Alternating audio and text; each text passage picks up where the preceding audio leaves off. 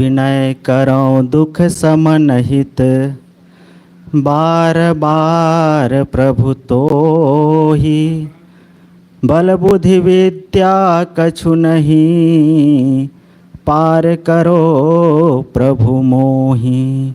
बोलिए सद्गुरु देव की, संत समाज की, भक्त समाज की जय।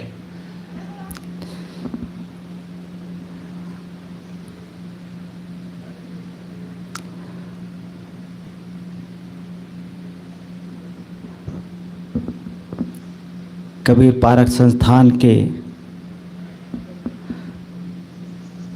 अध्यक्ष परम इतिहासज्ञ आप विराजमान हैं।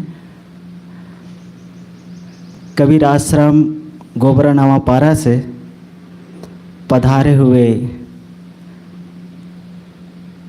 अध्यक्ष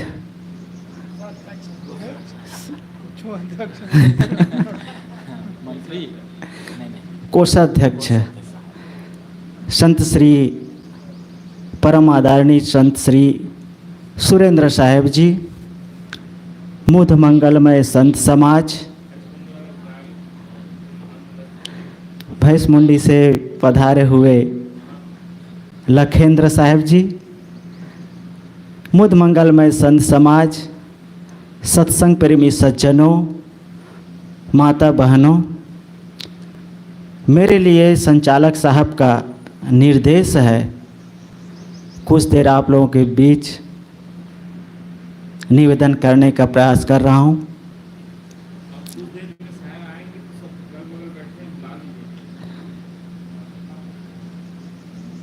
घर में, कमरे में और जो बाहर चौरा में बैठे हुए हैं, उन सब से निवेदन है कि आप सब अतिशीघ्र सत्संग स्थल में आने की कृपा करें।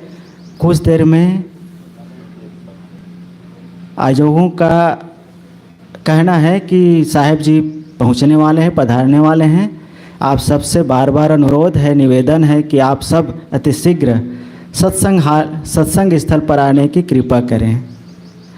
सद्गुरु कबीर साहब का एक बहुत सुंदर पद है, कोई राम रसिक रस पियहुगे, पियहुगे युग जियहुगे, फल अंकृत बीज नहीं बकला, सुख पंछी तहाँ रस खाए, चुए न बूंद अंग नहीं भीजे, दास भंवर सब संग लाई। थोड़ा सा निवेदन इस पर आ जाइए, इधर आ जाइए। कोई राम रसिक रस पियहुगे, पियहुगे युग जियहुगे। साहब कहते हैं,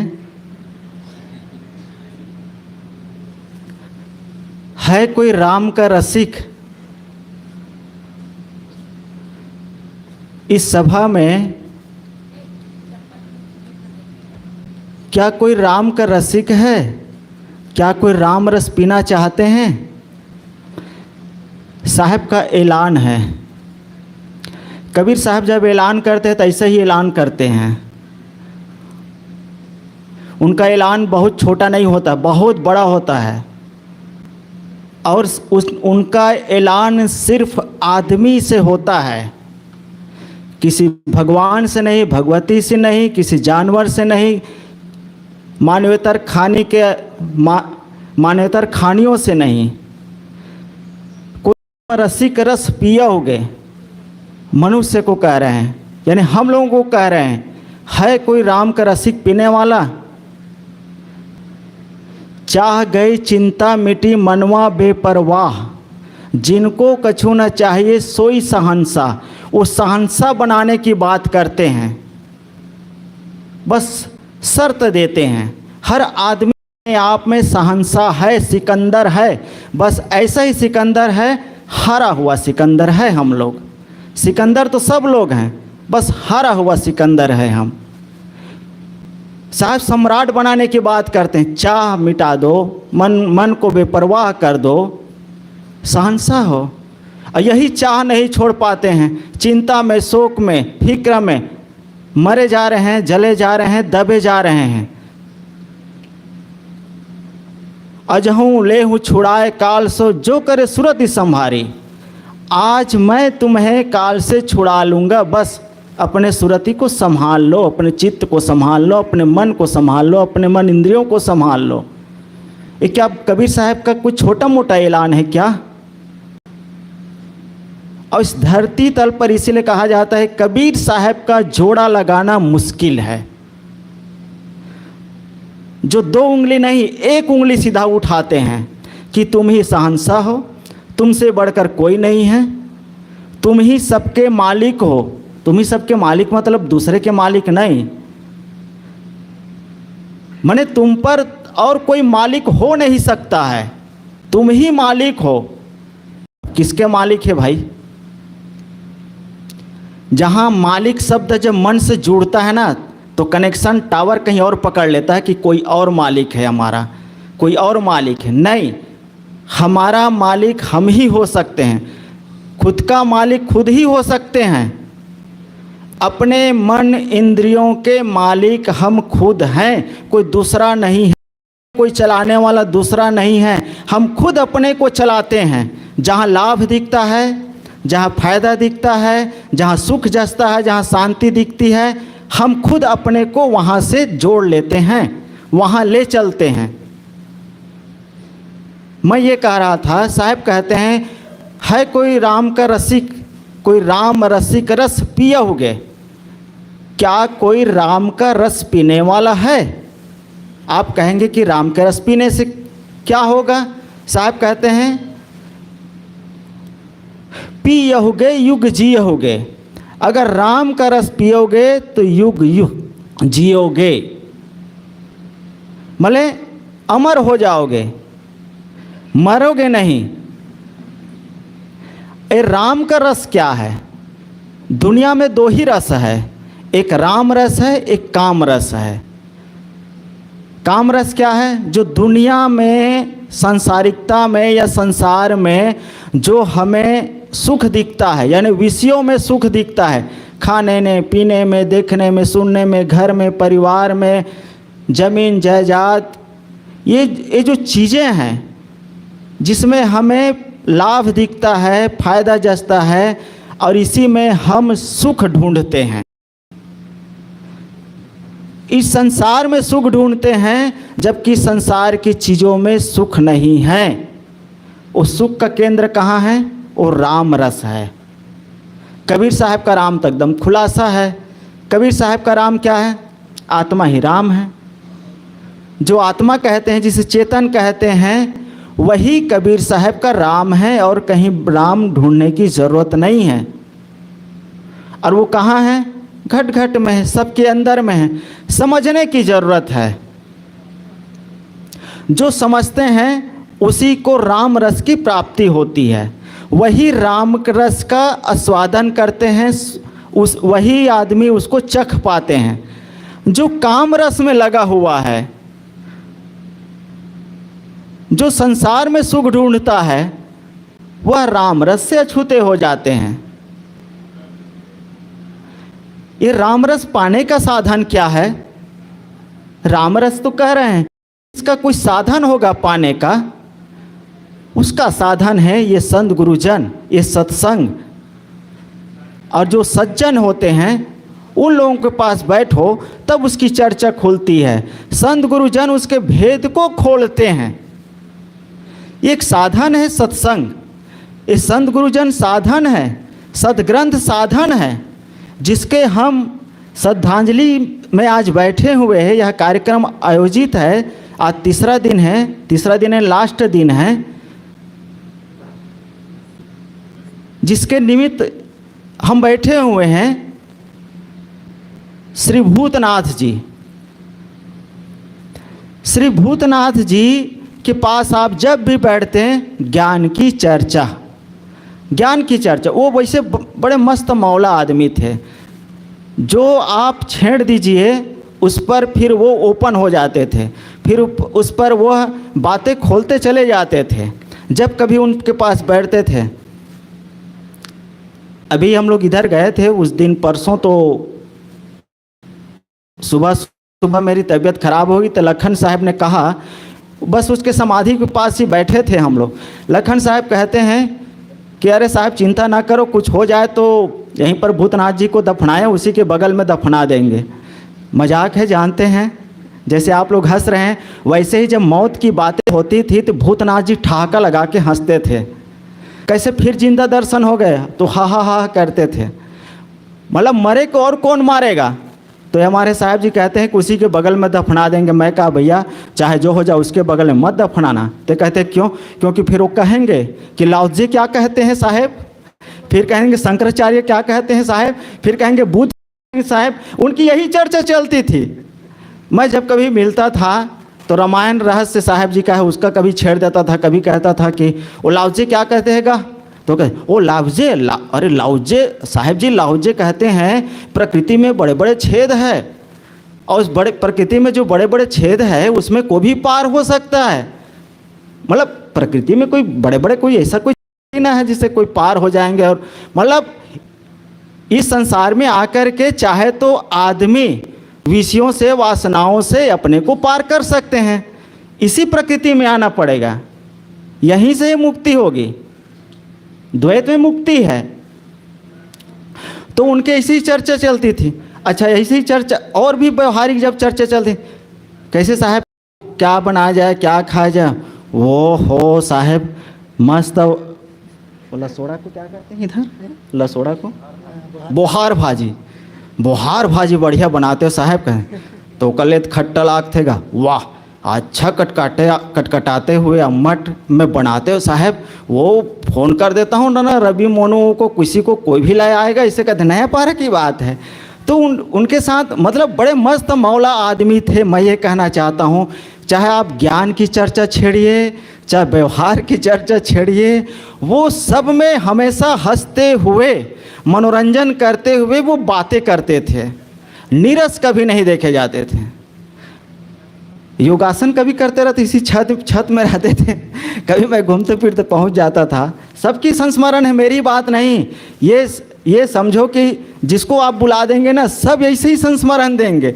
व्यायाम करते रहते थे। ये कौन व्यायाम है, एक का व्यायाम करता था उम्र में तो हुआ, वहाँ हाथ पहले मोड़ मुड़ा करके, वाह ये पवन मुक्त आसन है साहेब, ज़रूरी है पवन मुक्त आसन।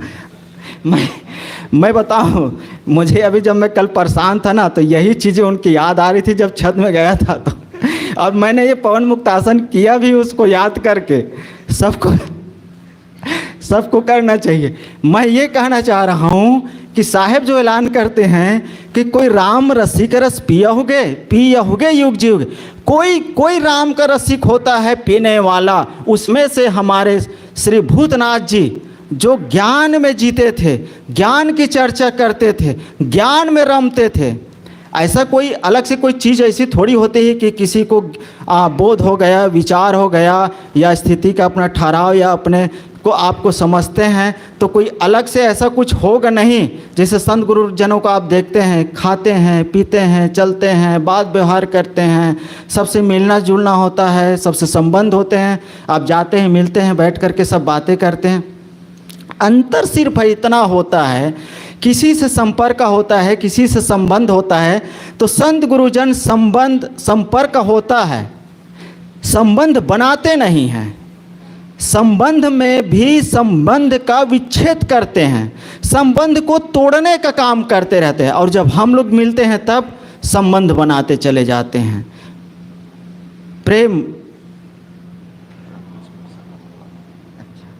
हाँ, हम लोग संबंध बनाने का काम करते हैं, अपने को जोड़ते जाते हैं। और जब जोड़ते जाते हैं तब कबीर साहब कहते हैं, जहाँ जहाँ गए अपन पर खोयो तई फंदे बहु फंदा। जहाँ जहाँ जाते हैं हम फंदा बनाने का काम करते चले जाते हैं। मतलब वहाँ से हम अपने को जोड़ लेते हैं, वहाँ से हम अपने को बांध लेते हैं। एक प्रकार से राग कर बैठते हैं या द्वेष कर बैठते हैं। आदमी इन दोनों चीज़ों में फंस जाते हैं। राग भी बंधन है, द्वेष भी बंधन है। राग करके बंधन बनता है और देश में दुख मान करके बंधन बनता है। दोनों बंधन है। साहब कहते हैं कोई राम रसिक रस पियहुगे युग जियहुगे। राम का रस पीने वाला बहुत कम लोग होते हैं, बहुत कम लोग होते हैं। राम के रस पीने का एक साधन है सत्संग। और सत्संग में आप देख सकते हैं 3 दिन से कार्यक्रम चल रहा है, वैसे संतोषजनक है, ऐसा नहीं किसी को शिकायत ऐसी नहीं है। जितने लोग हैं राम के प्रेमी हैं, है तो ना राम के प्रेमी वर्तमान में, लेकिन क्या इतनी बड़ी संख्या में केवल इतने कुछ लोग राम को समझते हैं और राम के रसिक होते हैं, प्रायः काम के रसिक होते हैं। कल होली थी, लोगों को पैर देखते थे कैसे मचलते थे, डगमगाते हुए चलते थे। होली है, होली मना रहे थे। ये होली हमारे लिए नुकसानदायक है। अगर मन में प्रसन्नता नहीं है, प्रेम नहीं है, अनुराग नहीं है, भक्ति नहीं है, ज्ञान नहीं है, वैराग नहीं है, तो एक दिन की होली कोई काम नहीं देगी। एक दिन के रंग में रंगने से कोई काम नहीं आएगा। तो राम का रसिक होना बड़ा मुश्किल है, और ये वही होते हैं जो समझदार होते हैं और जो संत गुरुजनों के बताए हुए ज्ञान मार्ग में चलते हैं। श्री भूतनाथ जी संत गुरुजनों से पहले से ही भक्ति में जुड़े थे, और जो भी स्थिति परिस्थिति या उनकी मना स्थिति जैसे भी आई, शरीर है, शारीरिक परेशानी तो आना जरूरी है, आता ही है, जरूरी क्या स्वाभाविक है, आ जाते हैं। लेकिन हर स्थिति परिस्थिति में संत गुरुजनों को याद करते रहे और उनसे संपर्क साधे रहे, चाहे जहाँ भी रहे, जैसे भी स्थिति में रहे। और संत गुरुजन भी इस कड़ी को तोड़े नहीं, दोनों ने निभाया। एक हाथ से ताली नहीं बजती है, दोनों हाथ से ताली बजती है। और इससे बड़ा जो लाभ हुआ है, वर्तमान में जो परिवार के लोग हैं वह लोग उस परंपरा का निर्वहन कर रहे हैं। इस सबसे बड़े उसके बताए हुए भक्ति मार्ग पर वर्तमान में जो परिवार के लोग हैं, उनके बेटे बहू नाती पोते सब लोग यहाँ नज़र आते हैं, आ रहे हैं, ये उसका निर्वहन कर रहे हैं। उसकी सफलता है, ये तो खुद की सफलता है, ये तो जानते हैं, लेकिन ये उसकी सफलता है कि उसके बताए हुए मार्ग पर लोग अभी भी अनवरत रूप से चल रहे हैं। वे सचमुच में राम के रसिक थे, और जो राम रसिक पीते हैं, कबीर साहब कहते हैं वो मरते नहीं हैं, वो अमर हो जाते हैं। और सचमुच में जब वो मौत की याद करते थे, जब बात करते थे, कहीं विनोद करते थे, तो वो ठहाका हंसते। वो कबीर साहब की साखी याद आती है, जय मरने से जग डरे मेरे मन आनंद, और कम मरी हो कर पाई हो पूरन परमानंद। ये साखी सचमुच में उस पर लागू होते हैं। और उसको बड़े ही विनम्र के साथ श्रद्धांजलि अर्पित करते हुए मैं अपनी वाणी को यहीं पर विराम देता हूँ। बोलिए सद्गुरु कबीर साहेब की जय। बहुत सुंदर हमारे भक्त प्रवर भूतनाथ जी के लिए सादर श्रद्धा सुमन श्रद्धांजलि समर्पित किए हैं। वास्तव में जिनकी हम चर्चा कर रहे हैं कोई बनावटी नहीं है, किसी की हम बड़ाई नहीं कर रहे हैं। मुझे कुछ दिनों के लिए अवसर मिला था, हमारे गुरुशरण भाई की कृपा हुई थी। जब हैदराबाद गए थे पूरे परिवार, 1 सप्ताह 9 दिन रुकने का अवसर मिला था। उस बीच में कुछ घटनाएं घटी है।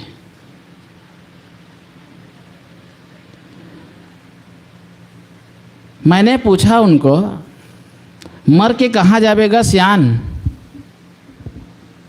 मरबे तक कहाँ जाबे? तो उस समय वो उसके वाणी लड़खड़ा गई थी, वो बोलते नहीं थे।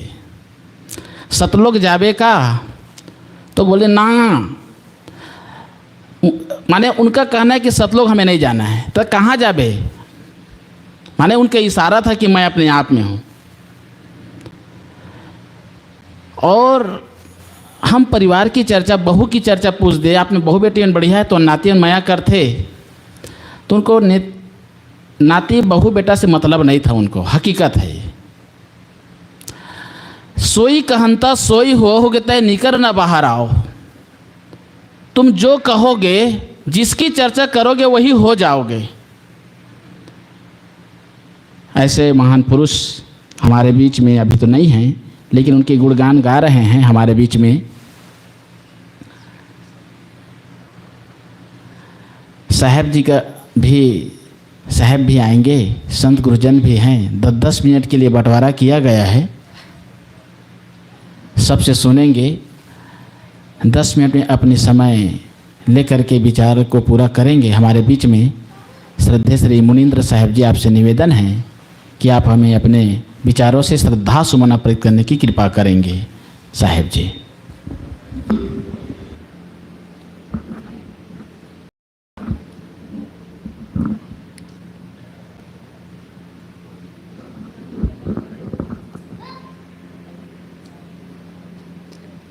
बोलिए सदगुरु कबीर साहिब की जय, संत समाज की जय, भक्त समाज की जय, श्री भक्त प्रवर भूतनाथ जी की जय।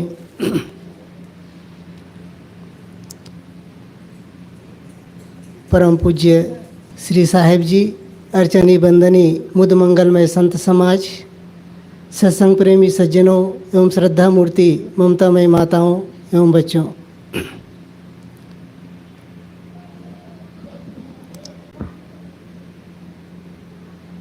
सतगुरु कबीर की एक साखी है, आगी जो लागी समुद्र में धुआं न प्रगट होए, की जाने जो जरिमुआ की जाकी लाई होए।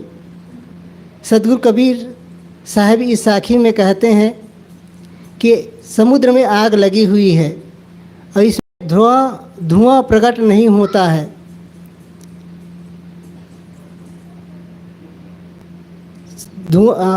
आगी जो लागी समुद्र में धुआं न प्रगट होए, की जाने जो जरिमुआ की जाकी लाई होए। वह आदमी जानता है जो जर करके मर गया, और वह जानता है जिन्होंने आग लगाई है। वास्तव में कहीं आग लगती है तो धुआं उड़ती है, लेकिन साधक के अंतःकरण में जब ज्ञान के आग लग जाती है तो वहाँ धुआं प्रकट नहीं होता है। आसपास के ही लोग जो ज्ञानी हो जाते हैं, जो अपने आत्मचिंतन में लग जाते हैं, उनको जान नहीं पाते। संसार के लोग यही समझते हैं कि जैसे हम लोग हैं वैसे यह भी व्यक्ति है, लेकिन वैसी बात नहीं रह जाती है। उनकी मन की दशा बिल्कुल बदल जाए रहती है। वो संसारी भाव से ऊपर उठ करके उनका चिंतन चलता रहता है। अभी हम जिस भक्त प्रवर भूतनाथ जी के बारे में सुन रहे हैं, आइए मैं भी संस्मरण सुनाऊं आप लोगों को। जब माता जी का शरीर छूटा था तो उसके बाद हम लोगों को आना हुआ, तो श्रद्धांजलि बरसी कार्यक्रम, तो सभी संत यहाँ जो आए थे, माता जी के जहाँ पर समाधि दी गई है वहाँ जाकर के दीपक जलाए। तो भक्त जी बैठे हुए थे, साहिब जी थे, मैं था, तीनों लोग हम इस घर में थे, और बाकी सभी लोग घर के अन्य सदस्य लोग सभी वहाँ जहाँ समाधि दी गई वहाँ गए। तो भक्त जी ने कहा कि साहिब जी, ये लोग क्या रूढ़ी मना रहे हैं, वहाँ दीपक जलाने जा रहे हैं। अब तो वो शरीर छोड़ करके चला गया, न जलाओ, ये रूढ़ीवादी मनाने से क्या फ़ायदा है। उसको अच्छा नहीं लग रहा था। जब तक के जीवन रहा तब तक के उसके लिए दीपक का प्रकाश ठीक था, लेकिन आज उसके शरीर छूट गया, हम उसके नाम पर हजारों दीपक जलाएं, कुछ भी होने वाला नहीं है। इस प्रकार से वे इतने विवेक और इतने वैराग्य में तत्पर हो गए थे कि उनको किसी प्रकार के रूढ़िवादी भी पसंद नहीं आ रहे थे। लोग सोचते हैं चलो ठीक है, लोगों के संतोष के लिए, लोगों की भावनाओं को रखने के लिए, लेकिन उनके मन में यह ऐसी बात नहीं रह गई थी। क्योंकि जो विवेकी हो जाते हैं, जो ज्ञानवान हो जाते हैं, उनको ये रूढ़ी या आडंबर एक पाखंड जान पड़ते हैं। उनको तो सीधा सरल बस ज्ञान में चलना है और ज्ञान में रमना है, यही उनको सीधा सीधा लगता है। उन्होंने जो साधु संगत किए उनका प्रभाव उनके जीवन में तो पड़ा ही, साथ साथ यहाँ के उनके बच्चों में भी और उनके बहुओं में भी देखा जाता है। मैं जिस दिन अभी आया तो भंडार में उसकी छोटी बहू और बड़ी बहू दुर्गा और करुणा दोनों भंडार घर में थी, तो कहे कि साहब की बाबूजी की याद आती होगी। मैं कहा हाँ, याद तो आ रही है, लेकिन उनकी एक याद आ रही है, वो बोल कम रहे हैं, हंस ज़्यादा रहे हैं। मुझे यही याद आ रही है और हम सबके लिए यही शिक्षा दे करके चले गए हैं। तो दोनों जने कहती है कि हाँ साहब, हम लोगों को भी वहीं जाना है, हम लोगों को भी नंबर है बारी बारी से। यह जो इस ढंग से जो जिसकी मानसिकता रहती है, जिनकी सोच इस ढंग से बनी रहती है कि हम लोगों को भी जाना है, वह आदमी ज़्यादा मोह ममता में नहीं पड़ता है, बल्कि संसार के वास्तविकता को जान करके वो अपने मन को समेटने का काम करते हैं। ठीक है, गुजर बसर करना है, लोगों से लेन देन करना है, व्यवहार करना है। यह व्यवहार करते हुए भी अपने चित्त को संसार के उलझनों से और संसार के मोह माया से हटा करके रखते हैं।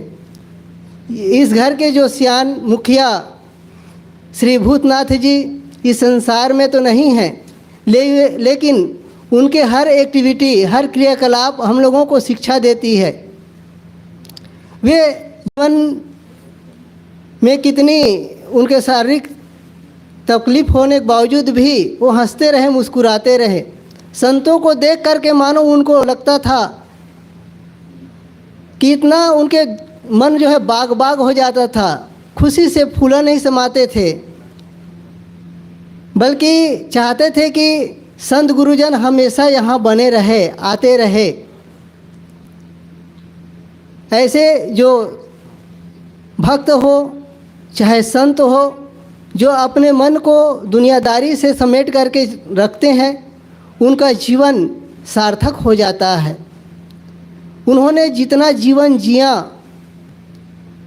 पहले बचपना में, नासमझी में, चाहे जो भी हुआ रहा, लेकिन जब से संत गुरुजन के सानिध्य लाभ लिए, सत्संग लाभ लिए, तब से उनका जीवन इतना सुधरते और संवरते चला गया। उनके सामने उनके और 4 बच्चों की मृत्यु होने के बावजूद भी उन्होंने कभी इस ढंग से चर्चा नहीं किए कि अमुक की मृत्यु हो गई, अमुक मुझे दुख लगता है, इस ढंग से कभी चर्चा नहीं किए। बल्कि ठीक वो कहते थे कि आए हैं सो जाएंगे, राजा रंग फकीर, एक सिंहासन चढ़ चला, एक बंधा जात जंजीर। वह ऐसे ही साखी शब्दों को दोहराते रहते थे। अभी हमारे साहब जी कह रहे थे, थोड़ा सा छेड़ दो तो सुनाना शुरू कर देते थे। मुझे भी इधर नवापारा 2007 में रहने का अवसर मिला, 2009 में कुछ महीना रहने का अवसर मिला, तो प्रायः संपर्क होता रहता था, बराबर मिलते जुलते रहते थे। कभी कभी बैठ जाया करते थे पास में, बस कुछ बातें निकल जाती थी और करते ही रहते थे। भक्त मरे क्या रोइए, जो अपने घर जाए, रोइए साकट बापरे, जो हाटों हाट बिकाए। सदगुरु कबीर की यह साखी और मैं भूतनाथ जी को मैं तहे दिल से श्रद्धा सुमन समर्पित करते हुए अपनी वाणी को विराम देता हूँ। बोलिए सदगुरुदेव की जय, संत समाज की जय। बहुत सुंदर। श्राद्धांजलि की कड़ी को आगे बढ़ाते हुए गुरुदेव जी पधारने वाले हैं और संत जन की वाणी और सुनना है। बचे हुए जो संत होंगे उनके शाम के सत्र में और चर्चा होगी, अवसर के अनुसार सबको दिया जाएगा। गुरुदेव जी के आगमन के पूर्व हमारे बीच में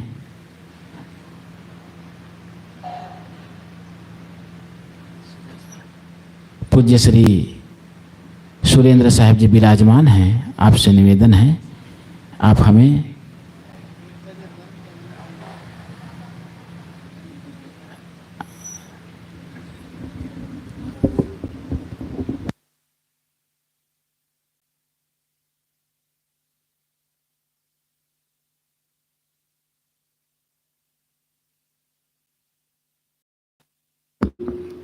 श्रद्धांजलि 5 मिनट के होते हैं। श्रद्धांजलि बहुत थोड़े बोले जाते। बोलिए सदगुरु कबीर साहेब की, सदगुरु अभिलाष साहेब की, भक्तराज भूतनाथ की। परम वंदनीय साहेब जी, वंदनीय संत समाज,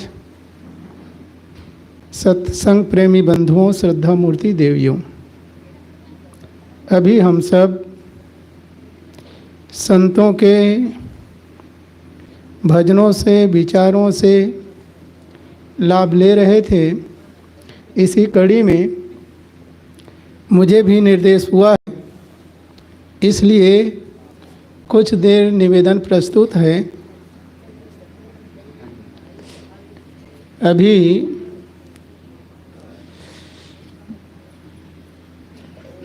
संत जन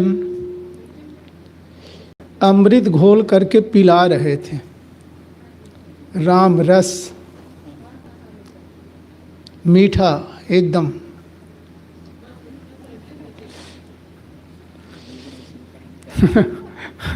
जिसमें छिलका और बीज भी नहीं है, बस गप से जाओ।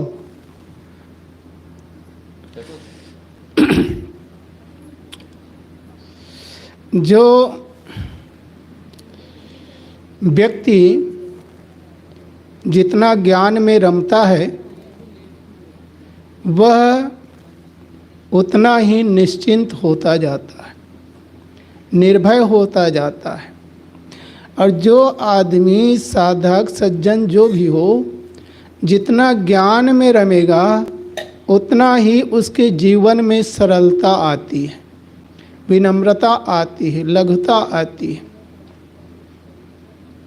और जिसके जीवन में सरलता है, विनम्रता है, लघुता है, वही आदमी ऊपर उड़ता है, वही आदमी है, श्रद्धेय हो जाता है।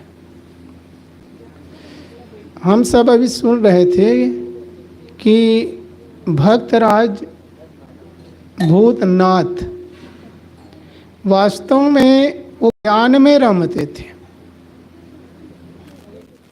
हमेशा ज्ञान उसे प्रिय था, निर्णय वचन, निर्णय के प्रेमी थे। और जिसको निर्णय का प्रेमी, जो निर्णय का प्रेमी होगा वह संतों का प्रेमी होगा। जो विवेकवान है, विचारवान है, ऐसे संतों से हमेशा मिलना चाहते हैं। और भूतनाथ यही चाहते थे, क्योंकि जिसके अंदर में जो विचार होते हैं वही विचार दूसरों को देते हैं।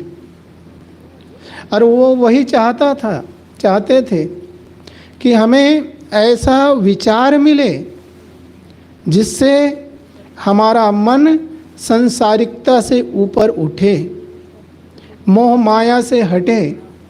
यदि हम राग रंग की बातें करते रहेंगे तो वही बातें हमारे अंतस्थल में, मानस पटल में बैठते जाएंगे। और वो विचार बैठते जाएंगे तो फिर वैसा हम भी होंगे, हमारे विचार भी होंगे। और जब ज्ञान की बातें सुनते हैं तो हमारा मन स्वस्थ होता है, चंचलता दूर होती है। मन की चंचलता हमें दुख देता है और मन की स्थिरता सुख देता है। जब मन स्थिर होता है तब हम सुख और शांति का अनुभव करते हैं, और जब मन चंचल होता है तब दुख का अनुभव करते हैं।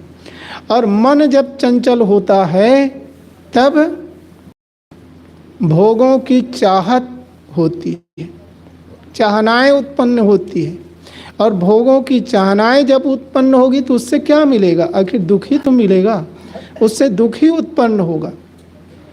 और जब मन स्थिर होता है तब सुख मिलता है। तो मन की स्थिरता के लिए ज्ञान की महती आवश्यकता है, साधु संगत की महती आवश्यकता है। संत आते हैं, संत के पास जब हम बैठते हैं तो उनसे हमें ज्ञान ही मिलता है। और वैसे संतों के पास बैठने से बहुत से ऐसे संत हैं जिसके पास बैठने से ज्ञान तो नहीं मिलता है, लेकिन वही व्यवहारिक चर्चाएं मिलती है, जो जिस में आम जनता डूबे हुए हैं वही चर्चा सुनने को भी मिलता है। इसलिए संत में भी अंतर है। तो भूतनाथ जी ज्ञान में रमते थे, ज्ञान के प्रेमी थे, निर्णय के प्रेमी थे। इसलिए उसके मन में यही भाव बना रहता था कि मुझे संत मिले। संतों को बुलाया करते थे कि वो हमारे घर में आएं और उससे मुझे अच्छे विचार मिले।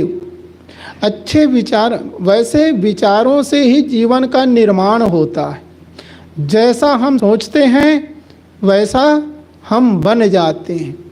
जो ज्ञान की बातें करेगा, ज्ञान की चर्चा करेगा, ज्ञान की बातों को सुनेगा, वह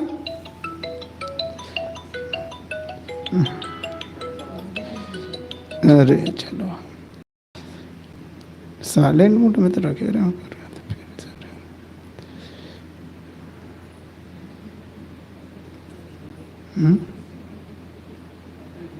बस ठीक है।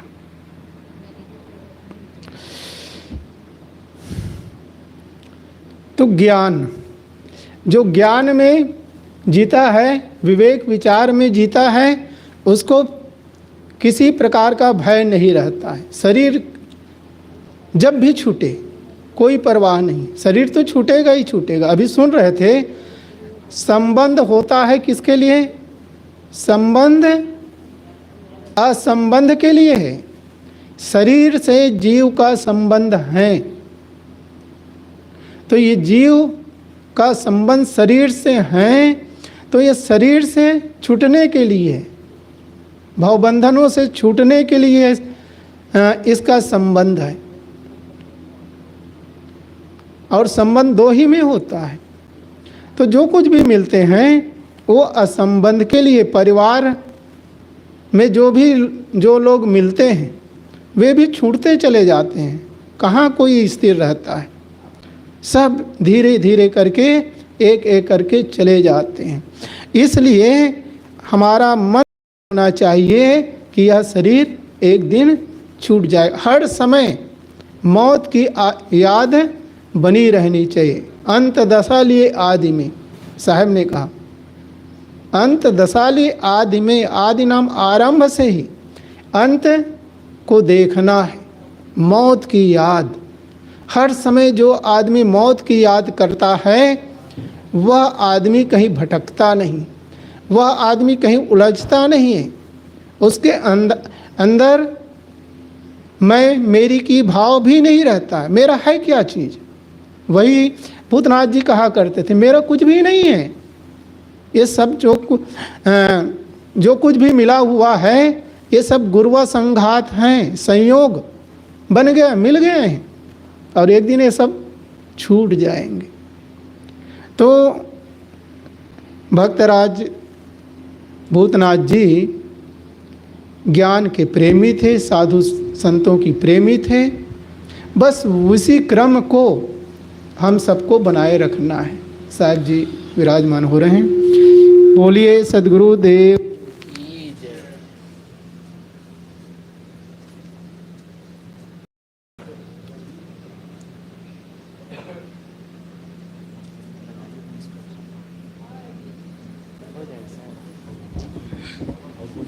बोलिए सद्गुरु देव की जय। साहेब बंदगी साहिब साहिब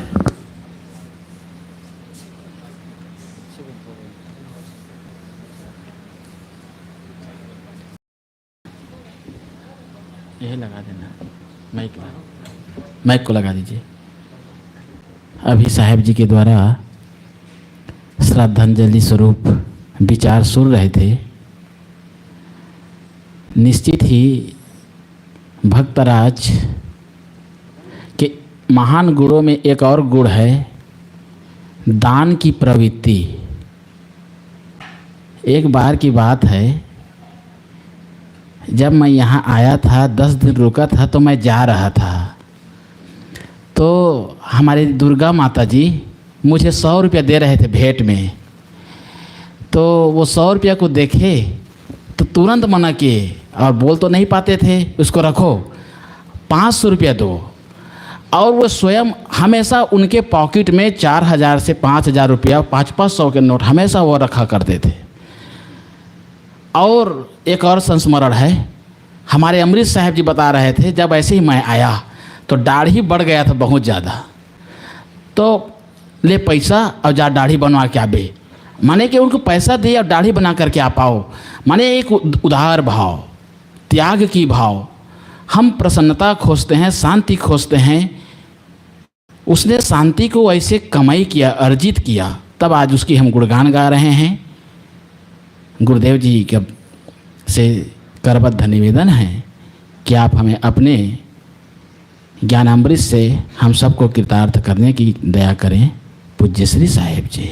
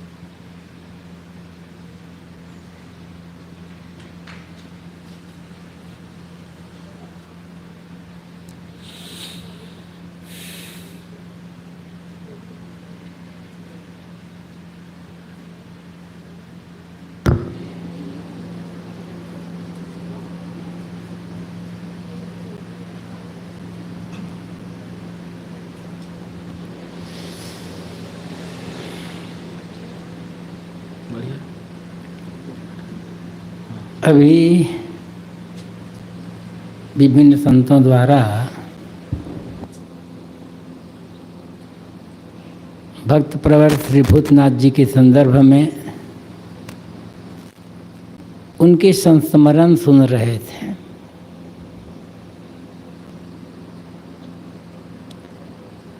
प्रायः अनेक घरों में ये देखा जाता है, जो घर का मुखिया होता है,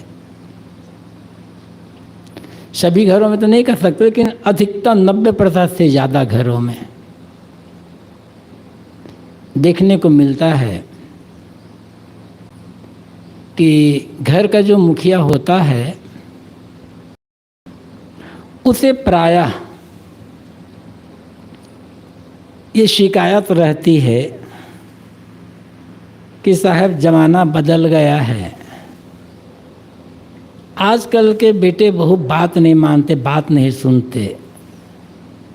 ध्यान नहीं देते। भूतनाथ को जब कोई शिकायत थी, लेकिन इसलिए नहीं कि बात नहीं मानते, शिकायत इसलिए थे साहब ये लोग किताब नहीं पढ़ते, इसलिए शिकायत थी। मैं रोज रोज कहता हूँ अरे पैसा कौड़ी कोई काम नहीं आएगा, इसको पढ़ो, लेकिन ये लोग किताब पढ़ते नहीं। उनको ये शिकायत थी, ये सुनते भी नहीं हैं, उनको ये शिकायत थी। और कितनी बढ़िया शिकायत थी ये। और उस खुद पढ़ते थे, सुनते थे, उनका तो दिन भर में वही काम ही था कि पढ़ना और सुनना। बैराग संजीवनी, बीजक व्याख्या, पता नहीं वो कितने बार पढ़े होंगे।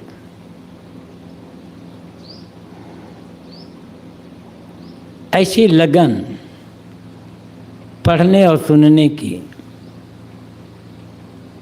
किसी किसी में होती है, सबके अंदर ऐसी लगन नहीं होती है।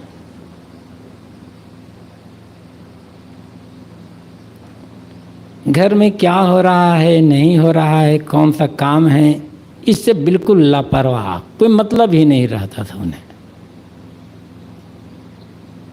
ये भी एक अद्भुत बात है।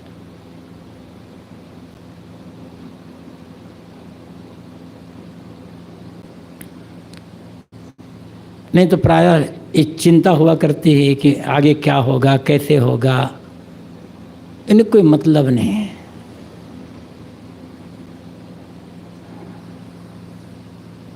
हम लोग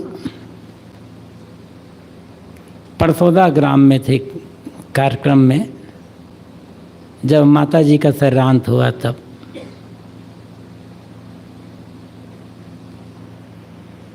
तो मैं जब सुना तो मुझे लगा कि भूतनाथ जी को थोड़ा सा सदमा लगेगा, थोड़ी ठेस पहुंचेगी। इतने दिन पुराना साथी, लेकिन एक टीवी वीडियो में देखा माता जी शरीर पड़ा था, भूतनाथ जी भजन गा से चोला माटी के ना कहा करके। ये भी तो अद्भुत है। किसी के घर में कोई शरीर छूट जाता है साथी का तो दुख होता है, लेकिन उन्हें कोई मतलब ही नहीं था। कोई उनके चेहरे आया, देखा तो चेहरे पर कोई वैसा कोई भाव नहीं था। एक निर्मोहता जैसी स्थिति से भले घर में रहते थे। अब एक ऐसा व्यक्ति जिनके सामने 2 पुत्र और 2 पुत्रियों का श्राद्ध हुआ हो, उसको भी वो याद नहीं करते थे, उसके लिए कोई दुख नहीं था। ये स्थिति कैसे आती है? केवल पढ़ने और सुनने से स्थिति नहीं बनती है। बहुत से लोग पढ़ते सुनते हैं, लेकिन थोड़ी थोड़ी घटना से विचलित हो जाते हैं।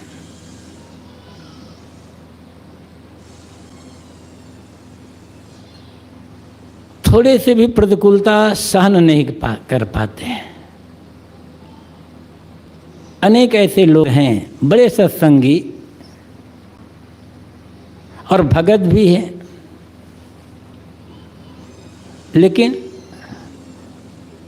समझदार होते हुए भी घर में जब किसी का शरीर छूटता था या किसी को रोग होता था तो बहुत विचलित हो जाते थे। ऐसा विचलन भूतनाथ जी के मन में नहीं था।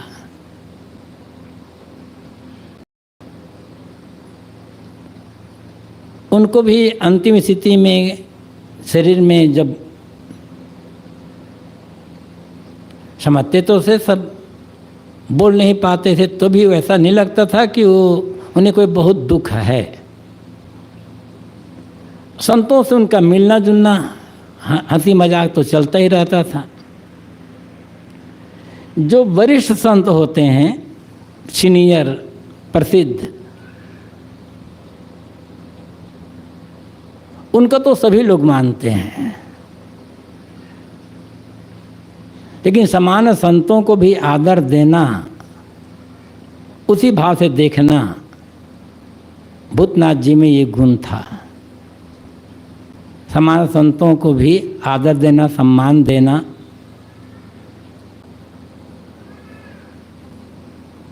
सत्संग के प्रति रुचि रखना। जब तक शरीर साथ देते थे तो न्यायपारा जाते भी थे, सुनते भी थे, बैठते भी थे।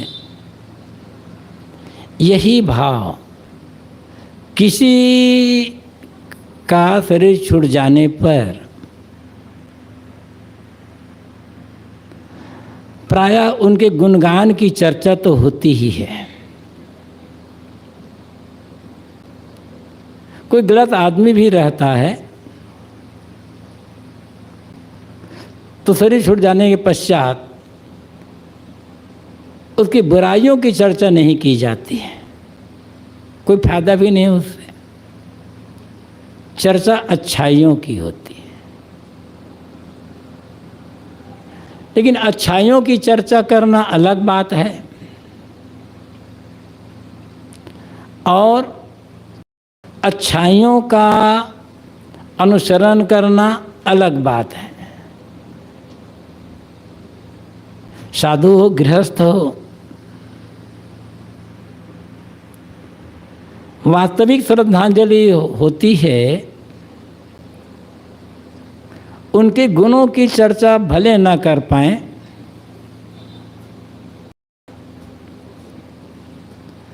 उनके गुणों का अनुसरण करना, चाहे वो भक्त समाज में हो, गृहस्थी में, चाहे साधु समाज में हो। असली श्रद्धांजलि यही होती है कि जिनका शरीर छूटा है, कोई भी हो, माता हो, पिता हो, भाई हो, बंधु हो, गुरु हो, शिष्य हो, उनमें जो अच्छाइयाँ रही है उन अच्छाइयों को अपने जीवन में उतारना है। अरे जीवन में उतारना है, एक प्रकार से वास्तविक उत्तराधिकारी होना है। अनेक गुणों का हम वर्णन कर सकते हैं। ये भूतनाथ जी जब से इस संतों से जुड़े, जब से भक्ति मार्ग में लगे, तब से एक रस लगे रहे। अनेक ऐसे भक्त होते हैं, भक्ति तो करते हैं, लेकिन भक्ति करते हुए भी किसी गुरु से जुड़ जाने के बाद भी अपनी सामान्य गलतियों, सामान्य आदतों का भी त्याग नहीं कर पाते। लेकिन भूतनाथ जी जब से जुड़े, तब जुड़े उसके पश्चात से जो कुछ हुए, थोड़ा बहुत उनमें दुर्व्यसन था, पूरे का पूरा छोड़ दिया। और जब जुड़े तो एक रस जुड़े रहे। सदगुरु कबीर ने जो कहा है ना, जैसी लागी ओर की वैसे निभे छोर, कौड़ी कौड़ी जोड़ के पूंजी लक्ष्य करोड़। जिस भावना से, जिस प्रेम और आस से शुरू में लगा जाता है, अंतिम समय तक वो भाव, उत्साह, वो श्रद्धा बनाए रखना बड़ी बात होती है।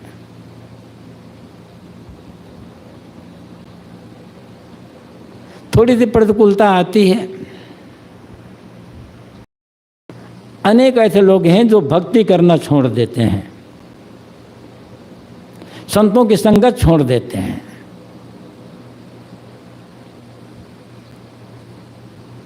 लेकिन भूतनाथ जी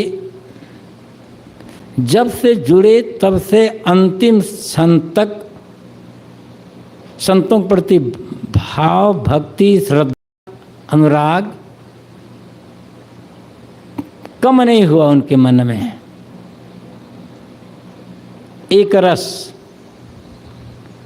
ऊंची नीची स्थितियाँ आई, प्रतिकूलताएं भी आई, लेकिन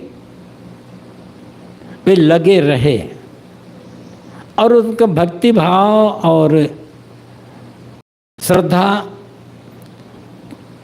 ये सब बढ़ते ही गए, घटे नहीं। और उसी का फल रहा, अंतिम समय तक वे मुस्कुराते रहे। शरीर में तकलीफ तो होती है, लेकिन मन में उनका दुख नहीं रहा, ये छूट रहा है ऐसा कोई भाव उनके नहीं था। जो पहले ही छोड़ देते हैं विवेक द्वारा, बाहर से छोड़ने में तकलीफ क्या होती है? बाहर से छोड़ना तो सरल होता है, भीतर से छोड़ना ये कठिन होता है। लोभ और मोह ये आदमी को ऐसा जकड़ते हैं कि छूटते नहीं जल्दी। और इसीलिए लोग जानते बुझते हुए भी प्रसन्नतापूर्वक जीवन नहीं जी पाते हैं।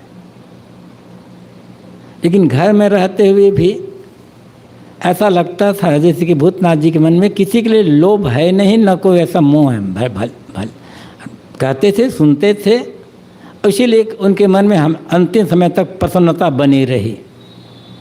एक रस प्रसन्नता बनाए रखना ये सहज नहीं है भाई। हम सोचते हैं कि पैसा बढ़ जाएगा, धन बढ़ जाएगा, जमीन बढ़ जाएगी, मकान बढ़ जाएगा, प्रसन्नता हमारी बढ़ जाएगी। भयंकर भूल है।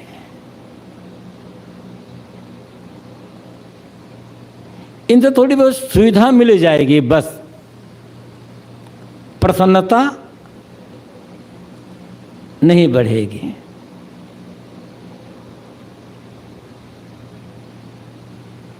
प्रसन्नता समझ से बढ़ती है।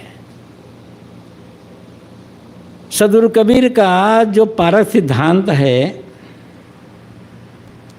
इस सिद्धांत को भूतनाथ जी पूरी गहराई से एकदम मजबूती से ग्रहण किए हुए थे। न कोई भ्रम, न कोई संदेह, न किसी प्रकार का अंधविश्वास, कुछ नहीं उनके मन में। दृढ़ निश्चय थे, दृढ़ बोध उन्हें जो था बिल्कुल पक्का बोध हुआ था। अभी सहज नहीं होता है, समझते समझती स्थिति आती है। उस समझ को बनाए रखने की आवश्यकता है।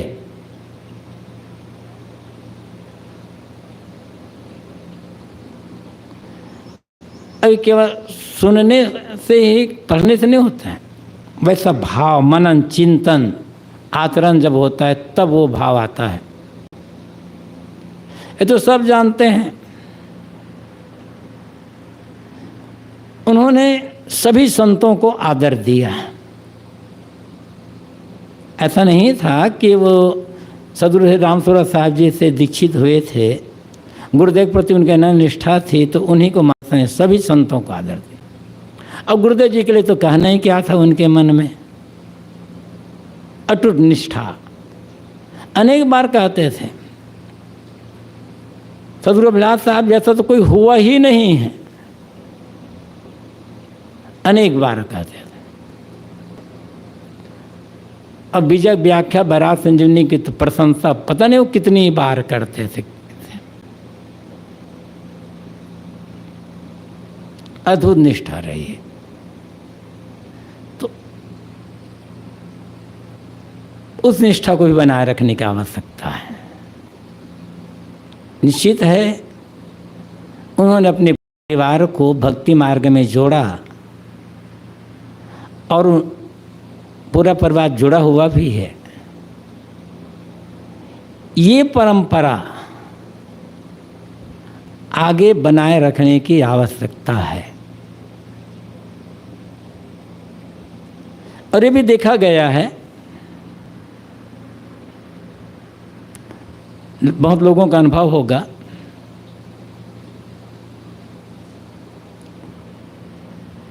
कोई भी आदमी संतों से, गुरुजनों से जब जुड़े तब से उनका जो धार्मिक आध्यात्मिक विकास होना चाहिए, होता रहा, और साथ साथ आर्थिक विकास भी होता रहा, हर प्रकार से वे संपन्न रहे। और जिन लोगों ने अनेक ऐसे परिवार देखा गया, पहले तो जुड़े थे, बाद में धीरे धीरे चीज़ें बढ़ती गई, तो चीज़ें बढ़ती गई तो भक्तिभाव छूटता गया, संतोष मिलना जुलना छूटता गया, और जहाँ संतोष मिलना जुटना छूटा, सेवा भक्ति छूटी, आर्थिक दृष्टि से भी धीरे धीरे वो पीछे हटते चले गए। और जो जुड़े रहे वे आगे बढ़ते ही चले गए।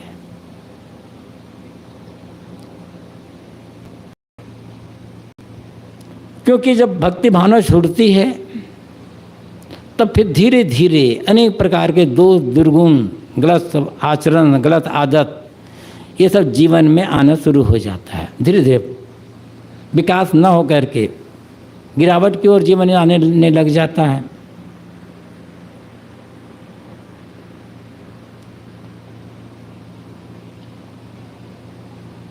भूतनाथ जी की विशेषता रही कि उन्होंने अपने सभी बच्चों को भक्ति मार्ग में जोड़ा, और उसके लिए बराबर वो प्रेरणा देते रहे। बहुत कम ऐसे होते, अनेक ऐसे हैं अच्छे भगत हैं, पूरी जुड़े हुए हैं, लेकिन वो भक्ति के संस्कार अपने बच्चों में नहीं डाल पाए, और जब वो नहीं रहे तो उनके जाते उस परिवार में भक्ति भाव खत्म।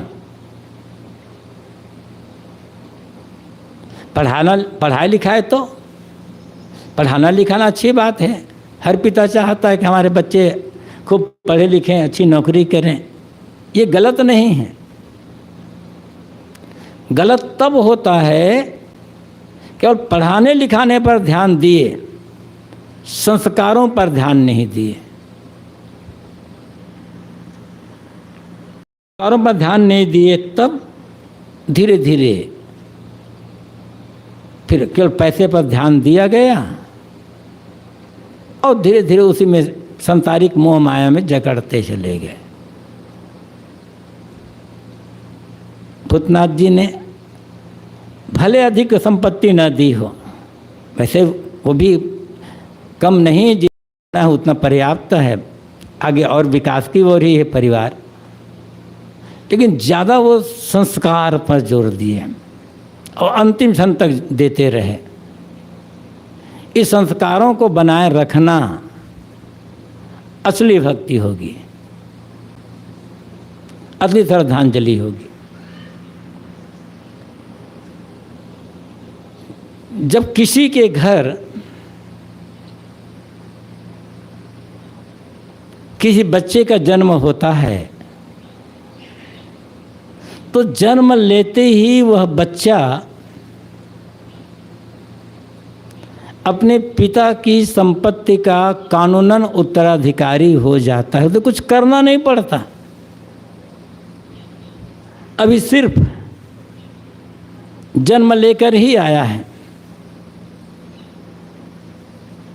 कोई जानता बूझता भी नहीं है, वो तभी जन्म लेकर ही आया है, बिल्कुल नादान अबोध, लेकिन जन्म लेकर के आया और पिता की संपत्ति का उत्तराधिकारी हो गया। ये तो व्यवहार का क्षेत्र है, चाहे साधु मार्ग हो चाहे गृहस्थी मार्ग हो। साधु मार्ग में वह शिष्य अपने गुरु का असली उत्तराधिकारी होता है, जो गुरु के ज्ञान को, गुरु के त्याग और वैराग को जीवन में उतारता है और आगे बढ़ाता है। कोई गुरु है, कोई मठ है, वहाँ का कोई मानते कोई गुरु है, उनका शरीर छूटा तो उनके शिष्यों में से किसी एक शिष्य को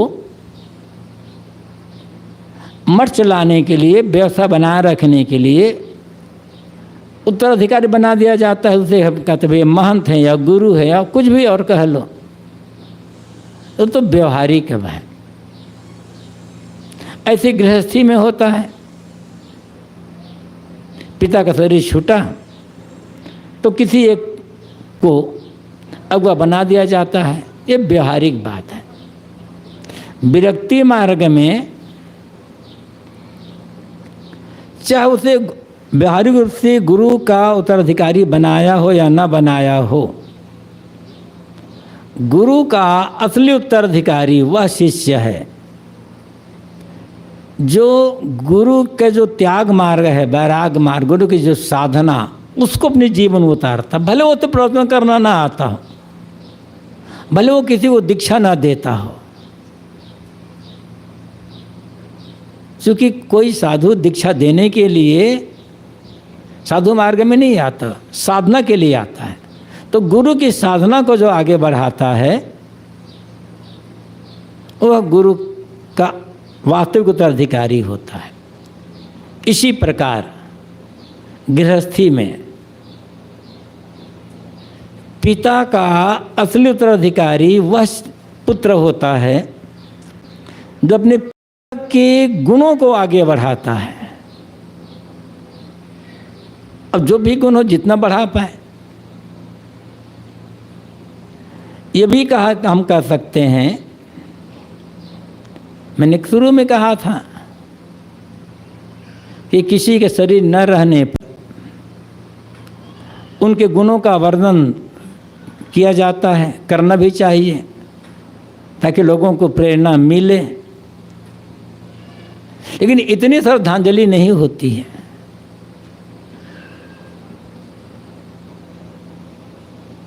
वास्तविक श्रद्धांजलि होगी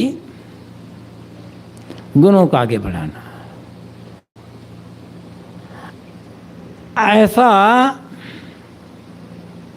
जीवन जीना, ऐसा व्यवहार करना कि उसके सोच के आचरण, उसके कर्म, उसके व्यवहार को, उसकी भक्ति भावना को देख करके लोग ये कहें कि देखो भाई अमुक के बेटे को देखो, उनके नहीं रहने पर भी उनके गुणों को, उनके काम को कितना आगे बढ़ा रहा है।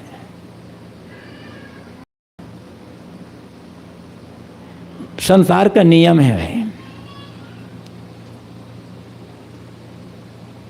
पिता के कारण प्रायः पुत्र की पहचान नहीं होती है। कहीं कहीं हो बात अलग, बता दे भी कि हम अमुक के पुत्र हैं तो सम्मान मिल जाएगा, लेकिन पिता के कारण पुत्र की पहचान नहीं होती है। पुत्र के कारण से पिता की पहचान होती है। पिता ने भले जन्म दिया, लेकिन वो जो पुत्र अपने पिता के अपने नाम के साथ साथ अपने पिता का नाम का आगे बढ़ा देता है, वो वास्तविक पुत्र होता, उत्तराधिकारी होता। एक उदाहरण से समझ लें, दशरथ के कारण से लोग राम को नहीं जानते, राम के कारण से दशरथ को जानते हैं। राम ना होते दशरथ को कौन जानता, कौन पूछता उन्हें।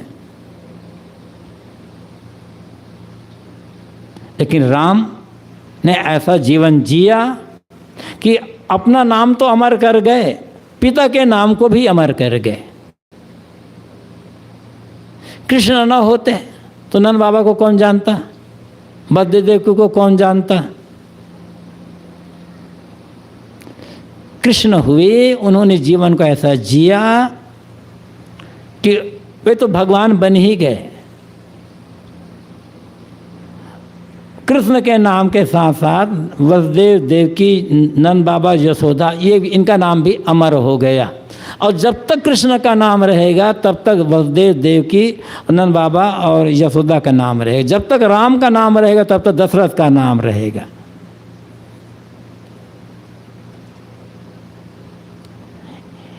ये है पिता का असली उत्तराधिकारी होना। ऐसे ही गुरु के लिए कहा जा सकता है।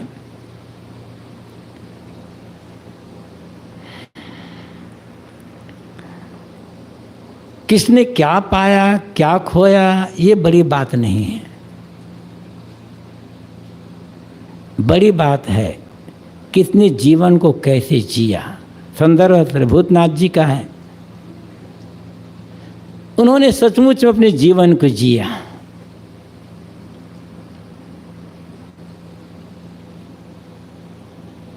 जीवन सफल किसका है? जीवन सफल उसका नहीं है जिन्होंने बहुत धन कमा लिया। पर व्यवहार में पूछा जाता है किसी से, कहो भाई घर का क्या हाल चाल है, बहू बेटे कैसे क्या हाल है, तो कोई आदमी कहता है 2 बेटे हैं या 2 बेटे हैं, मैंने अमुक बेटे की शादी अमुक जगह की, अमुक बेटे की शादी अमुक जगह की, अमुक बेटे की शादी अमुक जगह की है, और इतना बड़ा घर बना दिया, ऐसे खेती खलिहान बना दिया, ऐसे करते लोग कहते वाह भाई आप सफल आदमी हैं। मन कैसा हो उसका? मन में चिंता तो नहीं है, दुख या तनाव तो नहीं है, शिकायत तो नहीं है। तो दुनिया के लोग प्रायः बाहरी स्थिति को देखते हैं।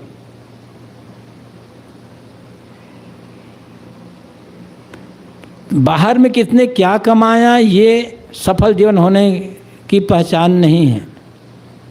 सफल जीवन होने की पहचान क्या है? ज्यों ज्यों उम्र बढ़ती जाए त्यों त्यों चिंता घटती जाए, दुख घटता जाए, मन में जो तनाव है, लोभ है, ये घटते जाएं, प्रसन्नता बढ़ती जाए, निश्चिंतता बढ़ती जाए, सुख बढ़ता जाए, ये जीवन की सफलता है। और हम भूतनाथ जी के जीवन में इसको देख सकते हैं। उम्र बढ़ती गई, किसी की चिंता, न शिकायत, न तनाव, न कोई दुख, हर समय प्रसन्न रहने वाला।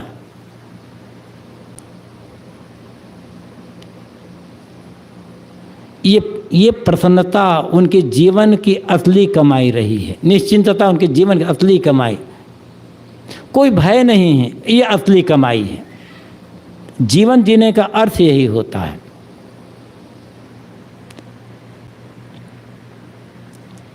बाहर की चीज़ें तो एक छूट गई, सब कुछ छूटती है, चाहे हंस कर जियो तो, रो कर जियो तो, सब कुछ छूटती है। तो बाहर हमने इतना बड़ा मकान बना लिया, जितनी दुकान बना ली, इतना खेत खलिहान बढ़ा लिए, वो तो सब छूट गए, किंतु मन के संस्कार कहाँ छूटेंगे? वो तो साथ जाएंगे ना। तो अंतिम समय में मन की स्थिति कैसी है? खास बात यह होती है, अंतिम समय क्षण तक मन प्रसन्न है, निश्चिंत, निर्भय है, निर्मोह है, तो ये जीवन की असली कमाई है, जीवन जीने पाने का असली फल। और कबीर ने जो कहा है ना, आए हैं तो जाएंगे राजा रंग फकीर, एक सिंहासन चढ़ चला एक बंधा जंजीर। राजा हो, रंग हो, फकीर हो, जन्म लेकर के जो भी आया है सबको जाना है। किसी के लिए यहाँ पर कोई छूट नहीं है, किसी के लिए भी। ये प्रकृति का नियम है, इसे बदला नहीं जा सकता। जाना तो सबको है, किंतु जाने जाने में बड़ा फर्क। सदगुरु कहते हैं, एक सिंहासन चढ़ चला एक बंधा जंजीर। एक सिंहासन पर बैठ करके गया और एक जंजीर से बंद करके गया। सिंहासन पर कौन बैठता है? राजा, बादशाह या सम्मानित व्यक्ति, सिंहासन पर उनको बैठाया जाता है।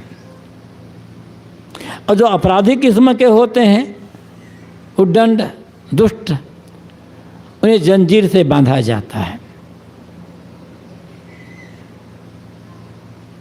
और जंजीर क्या है? ये न बाहर के सिंहासन है न बाहर जंजीर है। सिंहासन और जंजीर है मन की स्थिति। कैसा मन? एक संत ने लिखा है, मतलब दुनिया में ऐसे लोग होते हैं कि अंतिम क्षण तक कुसंस्कारों में लिपटा हुआ, अंतिम मर रहे तब भी। एक संत ने लिखा कि मैं एक जगह था, ये सही घटना है कि मैं एक जगह था, एक युवक आया और कहा, महाराज जी, पिताजी का अंतिम समय है, बेहोशी पड़ रहे हैं, कब शरीर छूट जाए कुछ पता नहीं। अब पिताजी को दर्शन दे देते और थोड़ा सा कुछ मंत्र या ज्ञान की बातें उनके कान में सुना देते। तो मैं गया। लोग सोचते भी कि जीवन भर में धर्म कर्म का काम किया हो या ना किया हो, भगवान भक्ति किया हो ना किया हो, अंतिम क्षण में यदि कान में कुछ सुना दें तो ताकि संस्कार अच्छा बने, भावना होती लोगों की। सन दिखा कि उस युवक के आग्रह करने पर मैं गया। घर में उसके और भाई, उसके और माँ, सब लोग, कई लोग थे। वो बेहोशी जैसी स्थिति में थे। उन्हें जोर से पुकारा, पिताजी आंखें खोलें, महाराज जी आए हैं। थोड़ी चेतना आई, आंखें खोले, देखे, और देखते क्या कहा, इतना लायक को बुलाकर कौन लाया है? अंतिम क्षण में भी एक महात्मा को देखकर कहा कि क्या इतना लायक को बुलाकर कौन ले आया? महात्मा लिखा, मैं चुपचाप वहां से खिसक गया तुरंत ही। यही जंजीर है। और सिंहासन क्या है? मन की प्रसन्नता, भक्ति भाव, निश्चिंतता, निर्मोहता, ये सिंहासन है। और अंतिम क्षण तक भूतनाथ जी के मन प्रसन्न रहा। दुख तो था ही नहीं उन्हें। शरीर में कष्ट, रोग हुआ तो भी दुख नहीं, हो गया तो भी दुख नहीं, सामने किसी की मौत हो गई तो भी दुख नहीं। ये दुखहीन अवस्था, ये सिंहासन है। इसीलिए सदगुरु कबीर ने कहा है, भक्त मरे क्या रोए, ये जो अपनों घर जाए, रोवे साकट वापरा हाटो हाट बिकाए। कोई एक भक्त, खाली भक्त का मतलब ये नहीं है कि कंठी पहन लिया है और कुछ साधु गुरु के कुछ भंडारा खिला दिया, वो भक्त नहीं है। समान भक्त है। वास्तविक भक्त जो सच्चा भक्त हो जाता है ना, वो साधु भी हो जाता, भले वो घर में रहे। साधु और भगत के अलग अलग कैटेगरी है बिहार में, लेकिन जो सही साधु होगा वो भक्त भी होगा। सही साधु, उसके मन में भक्ति भावना ना हो, ये संभव ही नहीं है। और सचमुच की भक्ति भावना है तो मन में कोई साधुता ना हो, ये भी संभव नहीं है। दूसरे साहब कहते हैं, भक्त मरे क्या रो, ये जो अपने घर जाए। किसी भक्त के मरने पर क्या रोते हो? वो तो अपने घर चला गया। जो साकट है, निगुरा, निगुरा का मतलब, निगुरा का मतलब इन्हें समझना चाहिए कि जो किसी गुरु से दीक्षा नहीं लिया है, कंठी माला नहीं पहना है, छात्र लगने लगा लो, वही निगुरा है। वह है जिसका कर्म, स्वभाव, आचरण, खान पान सब गलत है। भले वो कंठी पहना हो, भले वो माला पहना हो, भले चंदन लगाया हो, भले तिलक लगाया, भले बड़ी बड़ी चोटी रख लिया हो, जो दुर्व्यसनी है, दुर्गुणी है, दुराचारी है, जिसके कर्म, स्वभाव, आचरण सब गलत, खान पान सब गलत, वो नहीं साहब, उसके मरने पर रो, क्योंकि उसने अपने जीवन को, इतने सुंदर मानव जीवन को बर्बाद कर दिया। और जो जिंदगी भर भक्ति में लगा रहा, संतों की सेवा करता रहा, और सेवा ही नहीं करता रहा, संतों द्वारा उपदेश दिए गए ज्ञान को जीवन में जीता रहा, जीने का प्रयास करता रहा। अपराध करते करते पूरा मानो एक प्रकार से निर्मोह, निश्चिंत, निर्लोभ जैसा हो गया। वो भक्त है और सिंहासन पर चढ़ कर के गया। तो संदर्भ श्री भूतनाथ जी का है। अब इस दृष्टि से हम देखें तो सचमुच में भूतनाथ जी सिंहासन पर ही बैठ कर के गए, और जो सिंहासन पर बैठ कर के गए उसके लिए दुखी क्या होना। उन्होंने मानव जीवन को सफल बना लिया। वही सीख हमको लेना है अपने जीवन में, चाहे साधु मार्ग में रहे या गृहस्थी मार्ग में रहे। वो सीख जो ले लेंगे और सीख का जीवन आचरण कर लेंगे, यही उनके प्रति श्रद्धांजलि होगी और उसी को आगे बढ़ाने की आवश्यकता है। काफ़ी कुछ पूरा परिवार यहाँ सब है, सब जानते हैं, भक्ति मार्ग में लगे रहे हैं। और कैसी भी स्थिति हो, निवेदन यही है, संतों के प्रति भक्ति भाव, सेवा, श्रद्धा ये छूटने ना पाए। और ये बना रहेगा तो निश्चित ही कहा जा सकता है एक प्रकार से कि भौतिक विकास भी साथ साथ होगा, इसमें कोई दो राय नहीं है। तो भौतिक विकास जीवन जीना है, संसार में रहना है, तो वो काम तो करना ही करना है, किंतु भक्ति भावना ज्ञान की तरफ लगन जो है वो घटे ना और बढ़ता जाए। इसके लिए बराबर संतों की संगति, सत्संग, स्वाध्याय, प्रवचन ये करो। जैसे घर में ये लोग रहते हैं, देवियाँ घर में रहती हैं, काम कर रहे हैं घर करके, एक मोबाइल चालू कर दो, प्रवचन है गुरुदेव जी का है, अन्य संतों का, काम करते रहो, सुनते रहो, वो दोनों काम होता रहेगा। अन्य जो लोग हैं पुरुष लोग, वो भी आए शाम के समय बैठे घर में तो 1 घंटा आराम कुर्सी पर बैठ ले, आराम करने के ढंग से, और प्रवचन सुन ले। खाते खाते है उसमें प्रवचन सुन चला लो, कुछ तो कुछ कान में जाएगा। एक ढंग से करते रहेंगे तो ज्ञान की बातें बराबर सुनने को भी मिलती रहेगी। और संतों का तो ये घर तो आगमन है, कभी भी कोई भी संत बिना सूचना भी दिया आ जाए तो स्वागत सत्कार होता ही है। इस घर से कभी भी कोई संत खाली हाथ तो गया नहीं है और खाली हाथ जाएगा भी नहीं, विश्वास है। यही विश्वास बनाए रखना उनके पर श्रद्धांजलि होगी। बातें सब जो हो जानते हो, अपनी बातों को मैं यहीं पर विराम देता हूँ। बोलिए सद्गुरुदेव की जय। अभी पूज्य गुरुदेव जी की अनमोल विचार हम सब श्रवण कर रहे थे। आगे हमारे गुरु शरण भाई आपसे विनम्र निवेदन है कि आगे की सूचना संकेत करें।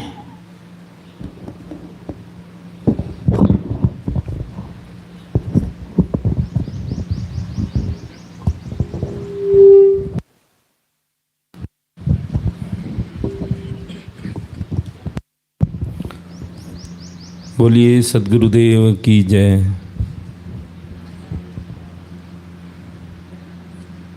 अभी हम सब लोग बाबूजी के लिए संतों के विचार, उनके जो व्यवहार, उनके आचरण, जो कर्म रहा, उसके प्रति परम पूज्य गुरुदेव जी से, अन्य संतों से श्रवण कर रहे थे। और ऐसे ही सत्संग अभी 3:30 से फिर शुरू होगा। आप सबसे निवेदन है कि इस सत्र में भी अधिक से अधिक संख्या में पहुँचेंगे। संत गुरुजनों की पूजा, बंदगी, भेंट होगा। और इससे पहले आप सब लोग भोजन प्रसादी करने के लिए हमारे आदरणीय आसाराम भैया जी के घर में प्रस्थान करेंगे। भोजन प्रसादी की व्यवस्था आज आसाराम भैया जी की तरफ से है। और साथ ही साथ कुंभ मेला के लिए भी सहयोग प्रदान करेंगे। कुंभ मेला का आयोजन 2025 में प्रयागराज में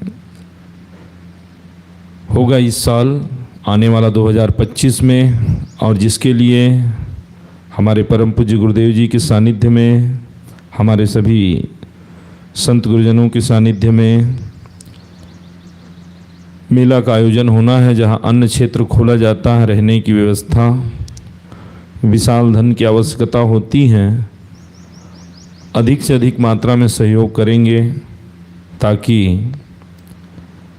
वहाँ का कार्यक्रम सफल बनाया जा सके, क्योंकि अलग से तो कोई आधार है नहीं हमारे संत गुरुजनों के पास जिससे करोड़ों रुपया की व्यवस्था की जा सके। तो अपनी क्षमता के अनुरूप जितना हो सके अधिक से अधिक सबको सहयोग करना है। यदि सुबह का जलपान देना चाहे तो 11,000 रुपया लगभग एक अनुमानित है, और उसे हम बढ़ा सकते हैं, लेकिन लगभग कम से कम में इतना लग सकता है। और इसी प्रकार से एक बार का भोजन लगभग 30-31 हज़ार के आसपास, और हम उसमें बढ़ोतरी करना चाहें तो कर सकते हैं, लेकिन एक संभवतः ऐसा लग सकता है